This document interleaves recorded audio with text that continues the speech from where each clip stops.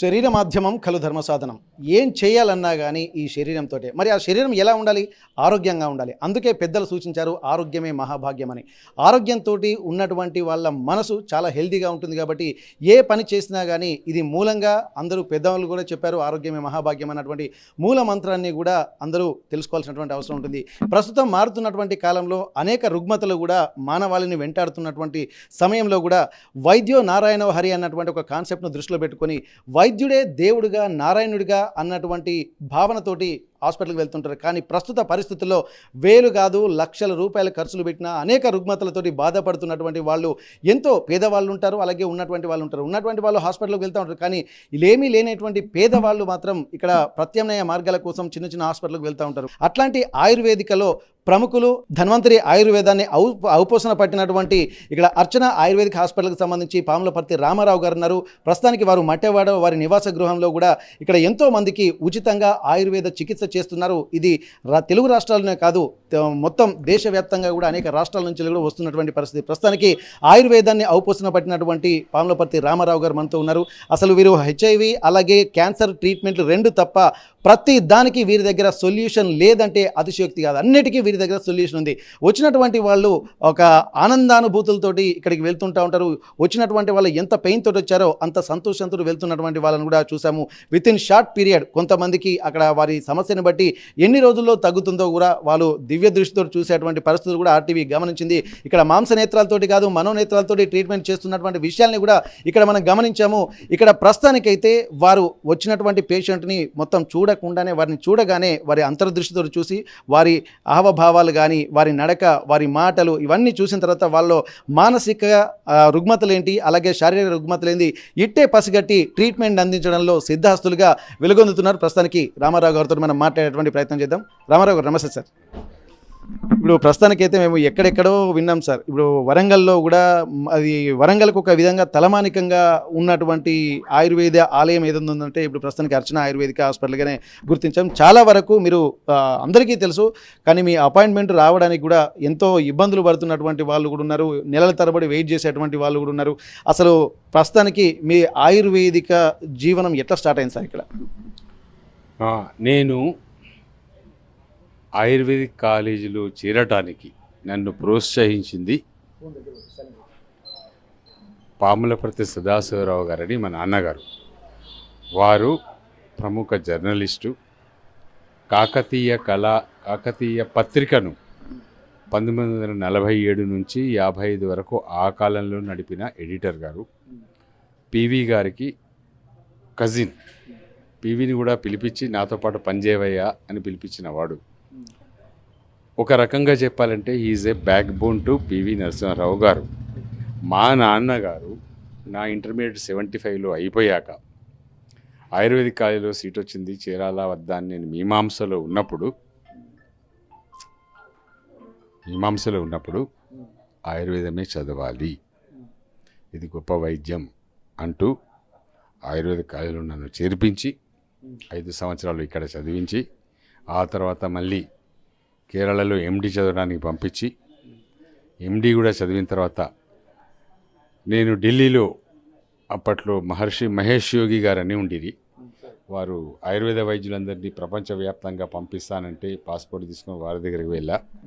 అప్పుడు మా నాన్నగారికి చెప్పా ఇలా ఢిల్లీలో ఉన్నానని. పివి గారిని కలువురా అన్నాడు. వెళ్ళా. వారితో 6 నెలల సహచర్యం అప్పుడు నాకు కలిగింది. పివి గారి ఇంట్లో ఉండటం, బాబాయ్ గారు అవుతారు, వారింట్లో ఉండటం, ఆశ్రమం పోవటం, ధ్యానం గీనం ఏదో చేయటం రావడం. 6 నెలలకు నాకు పిచ్చిలేసింది. వట్టి ధ్యానం చేస్తే మనం వైద్యం మర్చిపోతాం, బాబాయ్ పోతున్నా కోయంబత్తూరులో జాబ్ వచ్చింది అన్న. అదేందిరా వాడు 1000 ఇస్తాడు వీడు 1000 ఇస్తున్నాడు కదా అన్న. అప్పట్లో 1000 అంటే కాదు, నా ఇష్టం పోతే అక్కడ కాలేజీ పిల్లలు అట్మాస్ఫియర్ అన్న. సరే వెళ్ళు అన్నాడు. పోయినా.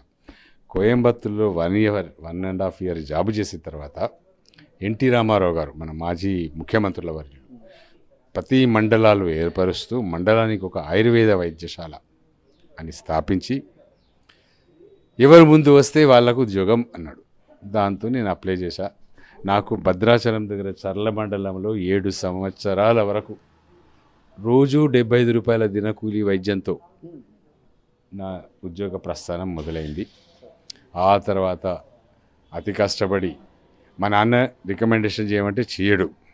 వరంగల్లో లెక్చరర్ పోస్ట్ ఖాళీ ఉందని తెలిసి స్వాభిమానం ఇక మా పివి నరసింహరావు గారిని అడగలేక మా కమిషనర్ గారికి రిక్వెస్ట్ పెట్టుకొని నేను ట్రిపుల్ గోల్డ్ మెడలిస్ట్ అంటే ఎండి కేరళ ఈ మారుమూల 7 ఏళ్ళు అయిపోయింది, అదే 1500 ఇవ్వండి వరంగల్ కాలేజీలో వస్తా అంటే వాళ్ళు ట్రాన్స్ఫర్ చేస్తే వరంగల్లో పడ్డా.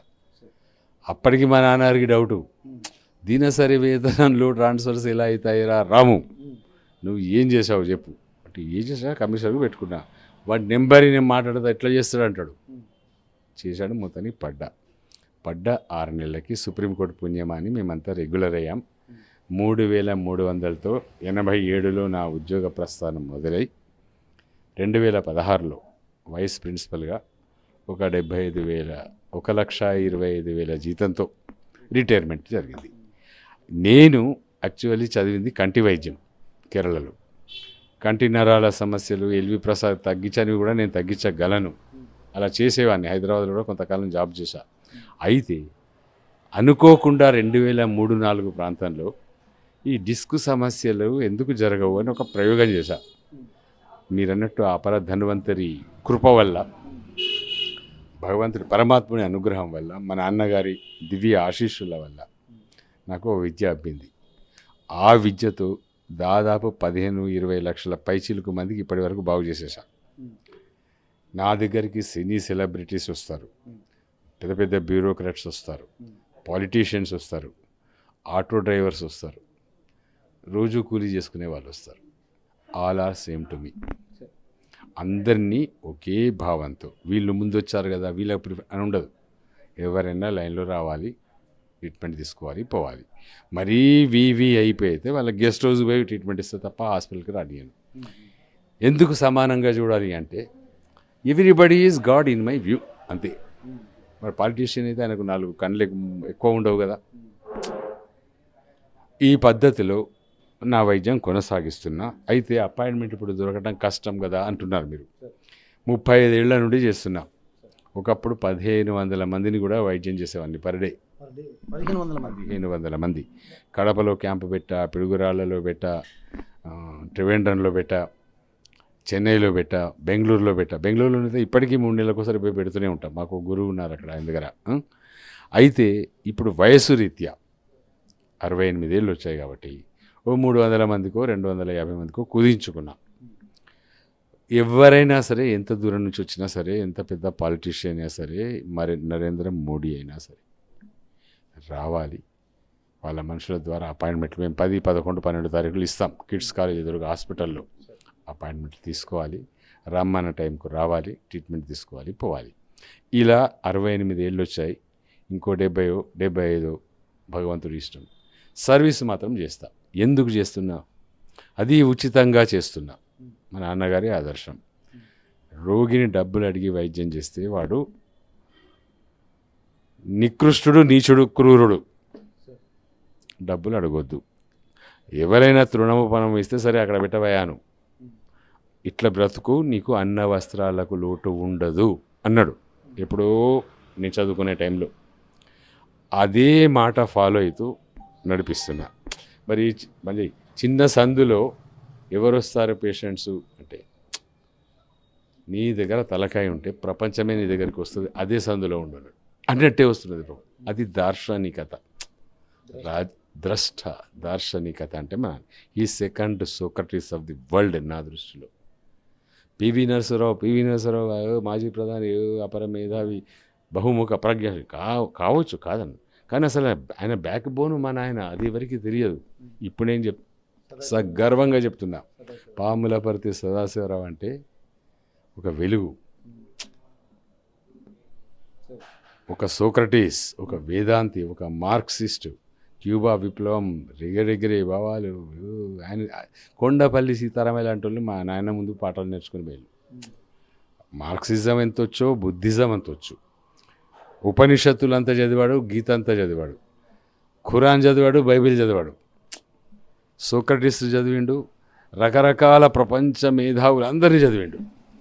చదివి వాళ్ళను వంట పట్టించుకొని ఆయన మూవింగ్ ఎన్సైక్లోపీడియా అంటారు కరెక్ట్గా చెప్పాలంటే. ఏదైనా టాపిక్ మీద మాట్లాడమన్నారు అనుకోండి, మీకు విసుగు పుట్టాలి 8 గంటలు కానీ 10 గంటలు కానీ మాట్లాడుతూనే ఉంటాడు. అంత నాలెడ్జ్డ్ పర్సన్.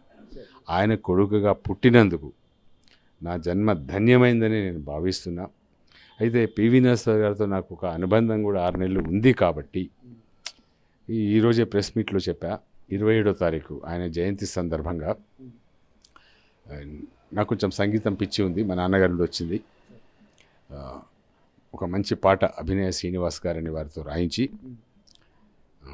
సుప్రీం శేఖర్ అని వైజాగ్ మా మిత్రుడు, is international famous singer, orchestra, వారిని కూడా పిలిపించి ఒక సాంగ్ ఆయన మీద లాంచ్ చేయిస్తున్నా. ఎందుకంటే జన్మదినం సందర్భంగా, వర్ధంతి సందర్భంగా న్యాచురల్, మీకు అందరికీ తెలుసు, ఏ నాయకుడికైనా ఏం చేస్తారు, పూలు చల్లుతారు, దండం పెడతారు, మళ్ళీ వర్ధంతికి పోతారు, మళ్ళీ జయంతికి పోతారు, తర్వాత ఆ మొహం కూడా చూడరు, ఆ విగ్రహం దిక్కు కూడా చూడరు. స్వర నివాళి అర్పించడానికి సిద్ధమవుతారు. నివాళి అర్పించి అసలు నేనేంటి అన్నది కూడా ప్రపంచానికి చెప్పాలని, స్వర సుమాంజలి నివాళి కూడా కాదు, వాట్ ఈజ్ పివి నరసింహ అన్నది ఆ పాటలో వస్తుంది. మీరంతా కూడా వింటారు. ఎలా కూడా 27కు లాంచ్ అవుతుంది, ప్రపంచం మొత్తం అది ప్రఖ్యాతి చెందుతుంది. అలాంటి పాట రాయించాను, స్వర కల్పన చేయించాను. డబ్బుల సంగతి వాళ్ళు ఎలాగో నాకు నచ్చిన పారితోషికం ఇస్తారు. రిలీజ్ చేస్తారు సార్ వేదిక? మన ప్రెస్ క్లబ్, బాలసముద్రం ప్రెస్ క్లబ్లో ఇవాళ మార్నింగే ప్రెస్ మీట్ ఇచ్చా. దయచేసి అందరూ రండి, అది చూడండి, తిలకించండి. అసలు ఇలాంటి నివాళులు కూడా ఇస్తారా అని మీరే ఆశ్చర్యపడతారు. అది అంటే నేను గర్వంగా చెప్పుకోవట్లేదు, అహంభావం నాకు ఉండనే ఉండదు. నాకు ఆయన మీద ఉన్న కృతజ్ఞతతోటి, మా నాన్నగారు కూడా సంతోషపడతారన్న భావనతోటి చేస్తున్న చిన్న ప్రయత్నం.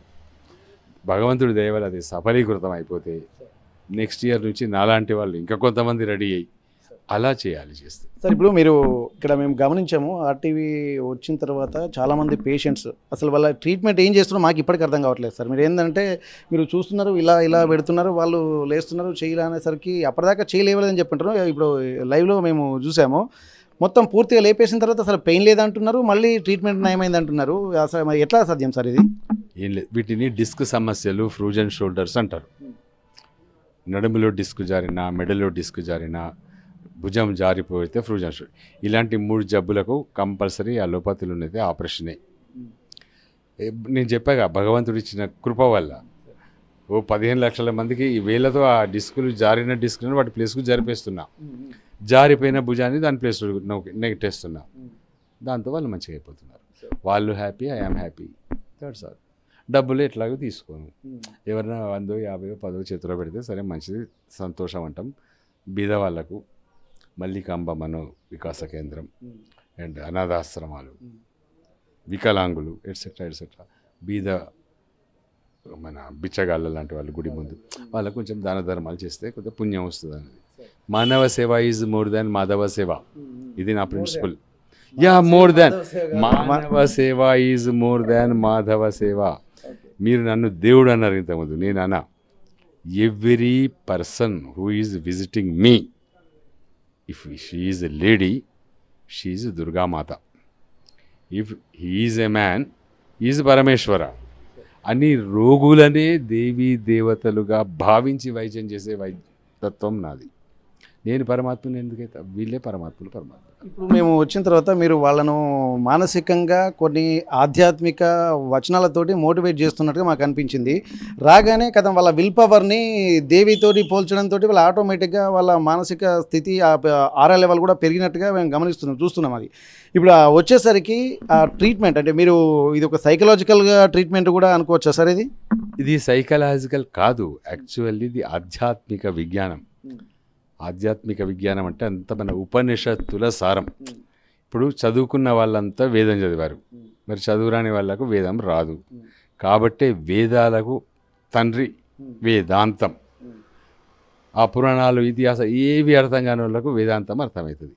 వేదాంతంలో చెప్పేది ఒకే ఒకటి, శంకరాచార్యుల వారు చెప్పారు, నేను చిన్నవాడిని, అహం బ్రహ్మోస్మి, నేనే పరమాత్మను, తత్వమసి బ్రహ్మ, నువ్వు కూడా పరమాత్ముడివే, పరమాత్మికవే, సర్వేభ్యో బ్రహ్మ, ఎటు చూసినా పరమాత్ముడే అన్న లెవెల్లో ప్రతి మనిషి బ్రతకాలి.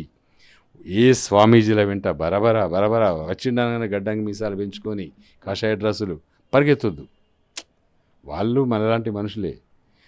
ఎప్పుడైతే మనం పరిగెత్తి ఒకళ్ళకు దాసోహం అంటామో అప్పుడు మనం జీవులం. వాళ్ళేమో మేము గురువులము, ఆత్మబోధ పరమాత్మ బోధ చేస్తా అనేవాళ్ళు. వాళ్ళని దమ్ముంటే అడగాలి పోయి, నిజంగా నువ్వు దేవుని చూసినావా అనాలి. ఏ స్వామీజీ అయినా బాబాజీ అయినా ఈ ప్రపంచం మొత్తంలో ఇండియాలో ఎక్కడన్నా ఉండనియండి, మీరు దేవుని చూసిల్లా అని అడగండి. వాడు నిజాయితీ పరుడైతే చూడలేదు అంటాడు. ఇప్పుడు ఒకవేళ వినండి చూడలేదు అంటాడు. కొంచెం అహంభావం ఉన్న స్వామీజీ అయితే దేవుడు చూసుడేందిరా పిచ్చి సన్నాసి, ఆయన కనబడాడు, ఆయన అందరినీ చూస్తాడు అంటాడు. అప్పుడు మనం అనాలి నేను కూడా అందరినీ చూస్తున్నా, అదే నేనే దేవుని అంటే అయిపోయాయి గప్చుప్. కాబట్టి నేనే పరమాత్ముని. ప్రతి ఒక్కళ్ళు నా దగ్గరికి వచ్చేవాళ్ళు జగన్మాతలు పరమాత్ములే. ప్రతి సృష్టి పరమాత్మమయం అని ఏదైతే ఆదిశంకరుడు ఆ కాలంలో చెప్పాడో అదే వేదాంతం. అది నేను ఫాలో అవుతున్నా. ఈ బోధనే నా దగ్గర వాళ్ళకు చెప్తున్నా. వాళ్ళు హ్యాపీ, నేను హ్యాపీ. 4 మాటలు మాట్లాడితే కరిగిపోం కదా. ఇప్పుడు 2 నెలల పసిపాప ఏ కల్మషం లేకుండా చిచి అంటే నవ్వుతుంది, టిక్కిలు కొడితే మళ్ళీ నవ్వుతుంది, గంట కొడితే నవ్వుతుంది. ఏమీ ఆ చంటి పిల్ల 2 నెలల పసిపాప మనస్తత్వంతో ఎవరైతే ఉంటారో వాళ్ళు సహజావస్థలో ఉన్నట్టు, వాళ్ళు పరమాత్మకు చాలా నియర్ బై ఉన్నట్టు. అది పొందడానికి ఐఎమ్ ట్రయింగ్, ఇంకా చేరలే నేను. పరమాత్మ అన్న కానీ పరమాత్మను కాలే కావడానికి నా వంతు ప్రయత్నం ఏదో రోజు సాధన చేసుకుంటున్నా. ఆయన దయ ఉన్నప్పుడు చంటిపిల్ల టైప్ కావాలి, అయితేనే పరమాత్మని అయినట్టు. ఓకే సార్, ఇప్పుడు మేము గమనించింది ఏంటంటే మీ నాన్నగారి గురించి పాములపర్తి సదాశివరావు గారు అంత ఆధ్యాత్మిక పరిజ్ఞానంతో పాటు ఒక విజన్, ఒక ద్రష్ట, అంటే భవిష్యత్తును కూడా ముందే చూసి రాబోయేటువంటి పరిణామాలను దృష్టిలో పెట్టుకొని వాటన్నిటికీ మీ రూపంలో సర్వీస్ చేయించే ఒక కర్తవ్యాన్ని మీకు అప్పచెప్పిండి అని అనుకోవచ్చా? అంటే మీ నాన్నగారిని కూడా ఒక తత్వద్రష్టి, ఒక ఆత్మజ్ఞానిగా బోధించవచ్చు కదా. కంపల్సరీ ఆత్మజ్ఞాని తత్వకృష్ణుడు అవధూత. అదంతకంటే పెద్దలైంది. నాన్నగారు గొప్ప అవధూత. అవధూత అంటే పిహెచ్డి లెవెల్. స్వామీజీలు, బాబాలు, ఈ సన్యాసులు, సాధువులు వీళ్ళంతా ఎస్ఎస్సి లెవెల్. మా ఫాదర్ ఈజ్ పిహెచ్డి. అవధూత అంటే అందరితోలో ఉంటూ ఎవరితో అంటకుండా ఉంటూ తన జీవితాన్ని తాను గడిపేవాడు. ఆ లెవెల్ చాలా కష్టం. దీన్ని సహజావస్థ అంటారు. దీనికి మంచి ఒక శ్లోకం ఉంది, అది అర్థమైన కాకుండా వినండి. ఉత్తమో దుర్లభో విషయత్యాగ, దుర్లభో తత్వదర్శనం, దుర్లభో సహజజ్ఞానం, సద్గురు కృపాభినా. ఆ సద్గురు మా నాయన నాకు. అంటే దీని అర్థం ఏంటి? విషయాలను త్యజించటం. అంటే ఇప్పుడు స్మోకింగ్ అలవాటు మానటము, డ్రింక్ అలవాటు, ఇటువంటివి భార్యాభర్తల వ్యాయామం, వీటిని వధించడం చాలా దుర్లభం. దుర్లభో విషయాసక్తి, దుర్లభో తత్వదర్శనం. నేనేంది, నా బతికేంది, నేను ఎందుకు పుట్టిన, ఇదంతా తత్వం జ్ఞానం, అది దొరుకుడు కూడా దుర్లభమే. దుర్లభో సహజావస్థ అంటే 2 నెలల పాపలాగా బ్రతకగలగటం. సద్గురు కృపాభిన, సద్గురు కృప లేకుంటే ఇవి 3 ఇంపాసిబుల్. ఆ సద్గురువు మా ఫాదర్ నాకు అని నేను భావించుకొని నా పద్ధతిలో నేను ఐఎమ్ నాట్ పర్ఫెక్ట్ సోలు, ఇంపర్ఫెక్ట్ ఇంప్యూర్ మీడియానే. నాలో కూడా అవలక్షణాలు ఉన్నాయి, నేను కూడా వేస్ట్గానే అని అనుకుంటా. If I am zero then I will become hero. నేనే హీరో అనుకుంటే జీరోగా. కాబట్టి ఐఎమ్ జీరో. నాలో కొన్ని లోపాలు ఉన్నాయి, నాలో కూడా సిగరెట్ తాగే అలవాటు ఉన్నది చెప్పుకుంటున్నా. కానీ నా ప్రయత్నంలో నేనున్నా, చూద్దాం. సార్, ఇప్పుడు మీ నాన్నగారి కృప వల్ల, ఎందుకంటే మీరు చెప్పారు అవధూత అని ఒక సంబోధించారు కాబట్టి చాలా పీక్ స్టేజ్ అది, దానికి మించినటువంటి ఆ తత్వం ఇంకోటి భూమి మీద కనిపించదు. అట్లాంటప్పుడు ఆ అవధూత గారి యొక్క ఆలోచనల ప్రకారము మీరు పెరిగారు, చదివారు, సర్వీస్ చేస్తున్నారు. ఇక్కడ చాలామంది హాస్పిటల్స్ కొత్త కట్టి లక్షలు సంపాదించుకుంటే కోటీశ్వర్లు అయ్యేటువంటి కోణంలోకి వెళ్తున్నారు, ఆయుర్వేద డాక్టర్ అయినప్పటికీ కూడా. కానీ మీరు ఒక తండ్రి మాటను గుర్తుపెట్టుకొని సర్వీస్ మోటోనే ఎంచుకున్నారు కాబట్టి అట్లా వెళ్తున్నారు. మరి దీన్ని దీన్ని మీ వారసత్వంగా మీ నాన్నగారి వారసత్వంగా మీరు వచ్చారు, మరి మీ వారసులుగా ఎవరైనా తయారు చేస్తున్నారు సార్? ఎందుకంటే ఆయుర్వేద పరంగా అందరూ నేర్చుకుంటారు, కానీ ఆధ్యాత్మికాన్ని ఆయుర్వేదాన్ని రెండూ జోడించి ఇటు భక్తి శ్రద్ధతో పాటు ఆరోగ్యాన్ని కూడా ఇచ్చేటువంటి ఒక కీలకమైనటువంటి ఒక కార్యక్రమానికి మీరు రూపకల్పన చేస్తారు. ఇది ఎందుకంటే అన్ని రకాల అవస్థలకు ఇది ఒక అనుభూతిని ఇస్తుంది. మంచి సజ్జన సాంగత్యం కూడా మిమ్మల్ని చూస్తే కనిపిస్తున్నట్టు మాకు అనిపిస్తుంది. మరి మీ నెక్స్ట్ వారసులుగా ఎవరైనా తయారు చేస్తున్నారు సార్ ఆధ్యాత్మికంగా ఆయుర్వేదికంగా? నాకు బాబు పాప ఇద్దరు ఉన్నారు. బాబు సాఫ్ట్వేర్ వెళ్ళి పెళ్ళైపోయింది, కెనడాలో హీ సెటిల్డ్. పాప హైదరాబాద్లో ఉంటుంది, పాపాలుడు. She a teacher. ఆమెకు నిన్న అలవాట్లు వచ్చినాయి. ప్లస్ నేను నేర్చుకున్న విద్య ఒక 90% వరకు నేర్పించా కూడా. She will do. నా తర్వాత వారసురాలు నా బిడ్డని. ఇంకెవరైనా ఇంట్రెస్ట్ ఉన్న హౌస్ సర్జన్స్ కానీ వాళ్ళు కానీ నేర్చుకోవాలని, ఈ పైసల పిచ్చి లేకుండా ఈసారి దగ్గర పోయి కొన్ని నేర్చుకుందామని ఎవరైనా వస్తే మాత్రం నేర్పడానికి నేను రెడీ. ఇక్కడ మనం గమనించాల్సినటువంటి ఒక అంశం, ఎందుకంటే ఇక్కడ నాన్నగారి ఆలోచనలు అంటే శ్రీరామచంద్రుడు ఎలాగైతే తండ్రి మాటను జవదాటకుండా ఒక ధర్మ పరిపాలన చేశారో వారి ఆలోచనల ప్రకారమే ఆయుర్వేదాన్ని కూడా అందరికీ అందుబాటులోకి తీసుకోవాలి. ఎట్లా అంటే పేదవాళ్ళు ఉంటారు, డబ్బులు ఉన్నటువంటి వాళ్ళు ఉంటారు, ఇవన్నీ ఎవరి కాకుండా ఒక మాంస నేత్రాలతోటి కాకుండా మనోనేత్రాలతోటి చూసి వారందరికీ కూడా ఒక ఆయుర్వేద వైద్యాన్ని అందించడమే కాదు ఆధ్యాత్మిక బోధల్ని కూడా అందిస్తూ ఇక్కడ దినదిన ప్రవర్ధమానంగా ఇక్కడ ఆయుర్వేదాన్ని కూడా దానికి ఒక ప్రయారిటీ తీసుకొచ్చేటువంటి కృషి చేస్తున్నారు. ఎందుకంటే ఇప్పటికీ టెక్నాలజీ పెరుగుతుంది, శస్త్రచికిత్సలు పెరుగుతున్నాయి, అవన్నీ ఏమీ లేకుండా డిస్కులను కూడా సరి చేసుకుంటూ వచ్చినటువంటి వాళ్ళు మళ్ళీ రానవసరం లేనటువంటి స్థితికి తీసుకొస్తున్నటువంటి ఒక అద్భుతమైనటువంటి కార్యక్రమాలకి పాములపర్తి రామారావు గారు ఇక్కడ ట్రీట్మెంట్ చేస్తున్నారు. ఇది వరంగల్కి కూడా ఒక గర్వకారణంగా అనుకోవచ్చు. ఎందుకంటే వరంగల్ పేరు అనేది ఒక్కొక్కరి ద్వారా ఇక్కడ దశ దిశలా వ్యాపిస్తున్నటువంటి పరిస్థితి. అందులో పాములపర్తి రామారావు గారు చేస్తున్నటువంటి ట్రీట్మెంట్, ఎందుకంటే దూర ప్రాంతాల నుంచి మిగిలిన రాష్ట్రం నుంచి వచ్చేటువంటి వాళ్ళు ఎక్కడికి వెళ్తున్నామంటే వరంగల్కి వెళ్తున్నామంటున్నారు. వరంగల్ ఎందుకు వెళ్తున్నారంటే పలాని ట్రీట్మెంట్ కోసం. అంటే వీరి ద్వారా కూడా వరంగల్ కీర్తి కిరీటాలు మరోసారి దశ దిశలా వ్యాపిస్తున్నాయనడంలో ఎలాంటి సందేహం లేదు. వారు చిరకాలం ఆయురారోగ్యాలతో ఉండి ఇలాగే ఎంతోమందికి సేవ చేయాలన్నటువంటి ఒక ఆలోచనతోటి ఆర్టీవీ కూడా కోరుకుంటుంది. మరొకసారి పాములపర్తి రామారావు గారికి మనస్ఫూర్తి ఆర్టీవీ ధన్యవాదాలు చెప్పుకుంటూ, ఇది దినదిన ప్రవర్ధమానంగా కాకుండా వారి శిష్య పరంపర కూడా ముందు భవిష్యత్తులో ఇక్కడ దినదిన ప్రవర్ధమానంగా వెలుగొండి ఎవరైతే ధన్వంతరి ఆయుర్వేదాన్ని ఇక్కడ కాలక్రమంలో కూడా కొనసాగించాల్సినటువంటి అవసరాన్ని కూడా ఇక్కడ పాములపర్తి రామారావు గారి కార్యక్రమాల ద్వారా మనకు గుర్తు చేస్తున్నటువంటి పరిస్థితి. అర్చన ఆయుర్వేదిక్ హాస్పిటల్కి కూడా చాలామంది దూర ప్రాంతాల నుంచి వస్తుంటారు. ఒక్కొక్కరు అంటే రాష్ట్రమే కాకుండా వివిధ రాష్ట్రాల నుండి కూడా వచ్చేటువంటి ఇక్కడ పేషెంట్స్ కూడా ఉన్నారు. అసలు వాళ్ళ అనుభవాలు ఎట్లనే ఒక్కసారి మనం తెలుసుకున్నటువంటి ప్రయత్నం చేద్దాం. నమస్తే సార్, మీరు ఎక్కడి నుంచి వచ్చారు? మీ పేరు? వెంకటేశ్వర. ఎట్లా సార్ ఇప్పుడు ట్రీట్మెంట్?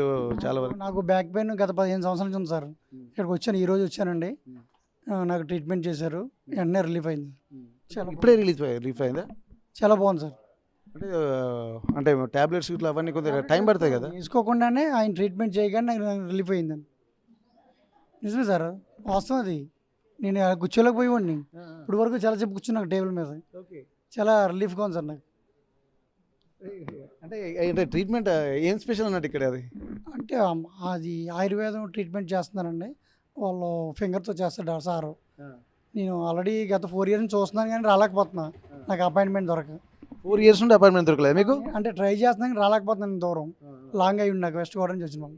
ఈరోజు నాకు మీ దైవాలు దొరికింది, ఆటోమేటిక్గా నాకు చాలా సక్సెస్ అయింది. ఓకే.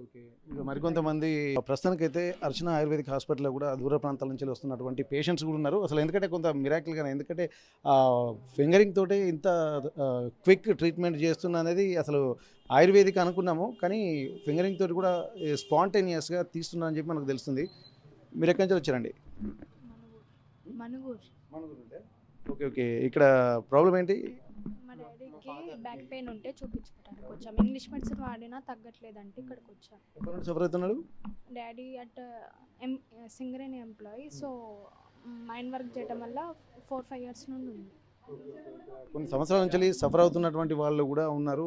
అసలు వాళ్ళు చూస్తున్నటువంటి పరిస్థితి ఏంటంటే అసలు సీవియర్ పెయిన్ ఏమైతే ఉందో అది ఇక్కడికి వచ్చిన తర్వాత క్యూర్ అవుతుందని చెప్పి ఇక్కడ పేషెంట్ చెప్తుంటే కూడా నమ్మలేకపోతున్నాం మనం కూడా. మరికొంతమందిని మనం కనుక్కునేటువంటి ప్రయత్నం చేద్దాం. నమస్తే మేడం, మీరు ఎక్కడి నుంచి వచ్చారండి? మెదక్ డిస్ట్రిక్ట్ నుంచి వచ్చాను. నా పేరు శ్వేత, నేను మెదక్ డిస్ట్రిక్ట్ నుంచి వచ్చాను. ఇది నేను 2వ సారి రావడము. నాకు C1C3 ప్రాబ్లం వల్ల నేను ఇక్కడికి వచ్చాను. ఫస్ట్ టైం వచ్చేసరికి రైట్ సైడ్ మొత్తం తగ్గిపోయింది. మళ్ళీ లెఫ్ట్ సైడ్ వచ్చేసరికి ఇప్పుడు మళ్ళీ ట్రీట్మెంట్ కోసం వచ్చాను. మేబీ క్యూర్ అవుతుంది ఖచ్చితంగా, ఇది నమ్మకం ఖచ్చితంగా. Thank you so much sir. First సార్కి పెద్ద థ్యాంక్స్, ఇంత మంచి సర్వీస్ ఇస్తున్నందుకు. ఎక్కడెక్కడి నుంచి వచ్చిన వాళ్ళకి ఇంత సర్వీస్ ఇచ్చి, ఎందుకంటే బయట హాస్పిటల్లో ఇప్పుడు అదో పెద్ద స్కామ్గా నడుస్తుంది. ఇది మెయిన్ అయితే ఈ నర్వ్, ఈ స్పైనలైటిస్ అయితే పెద్ద దాన్ని ఒక స్కామ్గానే చెప్పుకోవచ్చు. దాని నుంచి మేము ఇంత చిన్నగా సార్తో రిలీఫ్ అవుతున్నామంటే ఇట్స్ గ్రేట్ అని చెప్పుకోవాలి. It's miracle I think. Okay, thank you so much sir. Thank you. మీరు ఎక్కడి నుంచి వచ్చారండి? మేము కూడా మెదక్ నుండే వచ్చామండి. ఆల్రెడీ నేను కూడా సెకండ్ టైము హాస్పిటల్కి రావడము. అంటే ఆల్రెడీ ఏంటంటే మేము హాస్పిటల్కి వెళ్ళినప్పుడు ఇది కంపల్సరీగా సర్జరీ చేయాలి అనేసి డాక్టర్స్ అడ్వైజ్ చేయడం జరిగింది. బట్ సర్జరీ కాకుండా సార్ గురించి మేము చాలా ఛానల్స్లో అన్నిట్లో వినడం జరిగింది. సో తొందరగా కంపల్సరీగా రిలాక్స్ అవుతారు అన్న ఉద్దేశంతో ఫస్ట్ టైం రావడం జరిగింది. సో ఈవెన్ మేము ఒక్కరమే కాదు, మా హస్బెండ్ ఆల్సో అసలు ఇవ్వలేని పరిస్థితిలో ఉండే. కానీ ఈ సార్ ట్రీట్మెంట్తో ఆల్రెడీ మా హస్బెండ్కి ఫస్ట్ టైం సర్జరీ అయింది. సెకండ్ టైం కూడా సర్జరీ అని అంటే సార్ దగ్గరికి మేము కాంటాక్ట్ అవ్వడం జరిగింది. బట్ సర్జరీ లేకుండా కంప్లీట్గా క్యూర్ అయ్యింది. సేమ్ నాకు కూడా స్పాండిలైటిస్ అండ్ డిస్క్ ప్రాబ్లమ్, ఇవి కూడా సార్ వితౌట్ సర్జరీ మేము తొందరగా విత్ ఇన్ 10 days లోపల క్యూర్ అవ్వడం జరిగింది. సో మేమందరం కూడా థ్యాంక్ఫుల్ టు సార్. మీరమ్మా, మీరు ఎక్కడి నుంచి వచ్చారు? మెదక్ నుండి వచ్చామండి. సో 3 months నుంచి బ్యాక్ పెయిన్తో సఫర్ అవుతున్నాను. సో ఫ్రెండ్స్ సజెషన్తో ఇది ఫస్ట్ టైం నేను రావడము. అంటే చాలా ఎక్కువ ప్రాబ్లం ఉంది. మెడిసిన్ వేసుకున్నప్పుడు తగ్గడము, తర్వాత మళ్ళీ రిపీట్ కావడము, మెట్లు ఎక్కుతుంటే ఎక్కడం, నడవడము ఇబ్బంది అవుతుంది. కొన్ని సందర్భాల్లో జర్నీ కూడా ప్రాబ్లం అవుతుంది. సో నిద్ర పట్టకపోవడము, కాలంతా లాగడం, ఇట్లాంటి చాలా సమస్యలు ఉన్నాయన్నమాట. సో హాస్పిటల్కి వెళ్ళినప్పుడు వాళ్ళు ట్రీట్మెంట్ ఇస్తున్నారు, మెడిసిన్ ఇచ్చినప్పుడు తగ్గిపోతుంది. సో ఫ్రెండ్స్ సజెషన్తో నేను ఇక్కడికి రావడం జరిగింది. సో అపాయింట్మెంట్ ఇచ్చారు సార్. ఈజీగా ఇప్పుడే ఇక్కడ అపాయింట్మెంట్ దొరకాలంటే దాదాపు నెలలు వెయిట్ చేయాల్సి అవుతుంది. మీరు ఎప్పటి నుంచి వెయిట్ చేస్తున్నారు అపాయింట్మెంట్ గురించి? నేను యాక్చువల్లీ బై లక్కీ నిన్ననే అప్రోచ్ కావడం జరిగింది. మా ఫ్రెండ్స్ ద్వారా వచ్చాను. సో మార్నింగ్ సార్ వాళ్ళ అప్రోచ్లో ఉన్నారు. సో మార్నింగ్ సార్ బిజీగా ఉండడం వలన నేను ఇప్పుడు కలవడం జరిగిందనమాట. యంగ్స్టర్స్ కూడా ఉన్నారు కొద్దిగా, ఎందుకంటే వాళ్ళకు అసలు మనము మామూలుగా ఏంటంటే హాస్పిటల్కి వెళ్తే ఆ ట్రీట్మెంట్ ఎట్లుంటుందో అందరికీ తెలుసు, హాస్పిటల్ ఉన్నటువంటి క్రౌడ్ ఎట్లుంటుందో తెలుసు. కానీ ఇక్కడ ఏంటంటే ఒక మిరాకిల్గానే చెప్తున్నారు. అసలు మనం ఆర్టీవీలో వార్త చేయడానికి వచ్చేటువంటిది ఆయుర్వేదిక్ హాస్పిటల్ అని చెప్పి అనుకున్నాం, కానీ ఇక్కడ వీళ్ళు చెప్తుంటే ఏంటంటే ఒక మిరాకిల్ జరుగుతున్నట్టుగా మనకు అర్థమవుతుంది. అసలు వాళ్ళ మాటలోనే, పేషెంట్స్ మాటలోనే విందాం. మీ ప్రాబ్లం ఏంటి, ఎందుకు వచ్చారండి ఇక్కడికి? హ్యాండ్ డిస్లోకేట్ అయింది. వాస్తవం ఇది మిరాకిలే. నాకు చెయ్యి, నా పేరు మొహమ్మద్ జియా. చెయ్యి ఇట్లా లేపడం రాదు సార్, ఇట్లా చేసిండ్రు, ఫ్రీ అయిపోయింది. ఇప్పుడు ఇంతవరకు లేపలేదా? లేపాలి. ఓకే, ఇప్పుడు రియల్గా ఇంత అమేజింగ్ మూమెంట్, ఎందుకంటే మేము ప్రత్యక్షంగా చూస్తున్నాము. అక్కడ వాళ్ళు చెప్తుంటే నేను ఇప్పటికి కూడా నమ్మట్లేదు. అసలు ఆ మిరాకిల్ ఏందనేది మాకు కూడా అర్థం కావట్లేదు. ఎందుకంటే ఎంతో నమ్మకంతో దూర ప్రాంతాల నుంచి, అంటే మనకు తెలుగు రాష్ట్రాల నుండే కాకుండా మిగతా ప్రాంతాల నుండి దాదాపు VVIPలు కూడా అపాయింట్మెంట్ కోసం నెలల తరబడి వెయిట్ చేస్తున్నారని RTV తరపు నుంచి ఇదివరకు కూడా ఒకసారి కవరేజ్ చేశారు. కానీ నేను కూడా విన్నాను, కానీ ఇప్పుడు ప్రత్యక్షంగా చూస్తున్నాను. ఒకసారి మరికొంతమంది పేషెంట్స్తో మాట్లాడదాం. మేము మనుగురు నుంచి వచ్చామండి. మేము సింగరేణి కాలేజ్లో వర్క్ చేస్తాము. అయితే నాకు L3 L4 డిస్లోకేట్ అయింది. అదే నేను జమాల్ ఖాన్ అని చింతూరు దగ్గర ఆ మెడిసిన్ కూడా వాడాను. సరే అది కొంతవరకు పనిచేసింది, కానీ కంప్లీట్గా క్యూర్ అవ్వలేదు. అందుకని మళ్ళీ సార్ దగ్గర రావడం జరిగింది. అది మా ఫ్రెండ్స్ వాళ్ళు వాడారు, ఇక్కడ తగ్గింది. అందుకని ఆ నమ్మకంతో వచ్చాం. ఓకే, ఇక్కడ RTV గమనించేటువంటి అంశాలు ఏంటంటే ఇప్పటి వరకు చాలామంది వస్తున్నారు. ఉదయం నుండి అపాయింట్మెంట్ కూడా దొరకదు. చాలామంది నెలల తరబడి అపాయింట్మెంట్ కోసం వెయిట్ చేసినప్పటికీ కూడా ఏదో కొంతమంది ఏంటంటే దూర ప్రాంతాలు వచ్చేటువంటి లక్కీగా వాళ్ళతో పాటు వచ్చేటువంటి వాళ్ళు కొంతమంది ఉంటారు. కానీ ఇక్కడ సర్జరీ లేకుండా ఎట్లాంటి అంటే తైలాలు అటువంటివి ఏం లేకుండా సారు ఇచ్చేటువంటి కొంత మెడిసిన్స్, విల్ పవర్ అనుకోవచ్చు. మేబీ ఆ విల్ పవర్ తోటి సారు ప్రాబ్లం ఎక్కడెక్కడ ఉందో అక్కడ టచ్ చేసి, అంటే మేబీ ఎనర్జీ ట్రాన్స్ఫర్మేషన్ అని కూడా అనుకోవచ్చు దీన్ని. ఎందుకంటే కొన్ని యోగా క్రియలలో కూడా అట్లాంటి ఎక్స్పర్ట్స్ ఉంటారు. మరి మేబీ ఇంకా సార్ తోటి మనం మాట్లాడేటువంటి ప్రయత్నం చేద్దాం. అసలు ఏం జరుగుతుంది అనేది ఇక్కడ పేషెంట్స్ చెప్తుంటే చాలా అద్భుతంగా, ఆశ్చర్యంగా అనిపిస్తుంది. చాలామంది ఇక్కడ ఆయుర్వేదిక్ హాస్పిటల్ అనేసరికి చాలా ఒక ఇది పాతకాల పద్ధతులు అని అనుకుంటారు. కానీ ఇంత ఇన్స్టెంట్గా ట్రీట్మెంట్ చేస్తూ అప్పటికప్పుడే క్యూర్ చేస్తున్నటువంటి హాస్పిటల్ ఏదైనా ఉందంటే ఇప్పుడు ప్రస్తుతానికి అర్చన హాస్పిటల్ ఆయుర్వేదిక్ హాస్పిటల్ అనే చెప్పుకోవచ్చు. దీనికి సంబంధించి కూడా మరిన్ని విషయాలు కూడా తెలుసుకునేటువంటి ప్రయత్నం చేద్దాం. వరంగల్ నుండి కెమెరా పర్సన్ వంశీతో వెంకటరత్నం, RTV వరంగల్. ఇండియా పాకిస్తాన్ తాజా అప్డేట్స్ కోసం డౌన్లోడ్ చేసుకోండి RTV లైవ్ యాప్.